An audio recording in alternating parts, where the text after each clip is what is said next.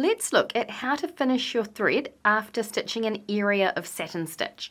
So what I want you to do is secure off your thread along the side of the area where it's nice and firm. There's a bit more going on along the side, so it's a better spot to anchor your knot. So let's just tuck our needle towards the side and let's just pull through all the slack. So now we've got our thread in the right spot. I'm going to do that again, but this time I'm going to leave a loop and then poke my needle through that loop and just really gently pull that into a knot.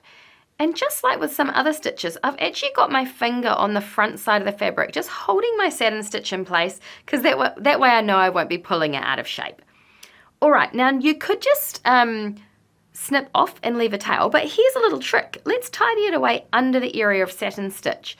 So I'm just going to weave my needle under the stitches. Remember, for none of this, I'm not piercing the fabric when I knot off. I'm just weaving under stitches. So I've done that, just gently, and then I'm going to go back again. I'll just follow a slightly different path so I don't just undo what I did. That's 2. Let's just do that once more. We're basically just tidying our tail away under this patch of satin stitch. I don't want to go straight under again because I'll unravel what I did. So I'll just poke it under a slightly different group of stitches. And there we are. Now my tail's kind of zigzagged under there. And now I can snip it off nice and close. And that's a really tidy way to finish your satin stitch.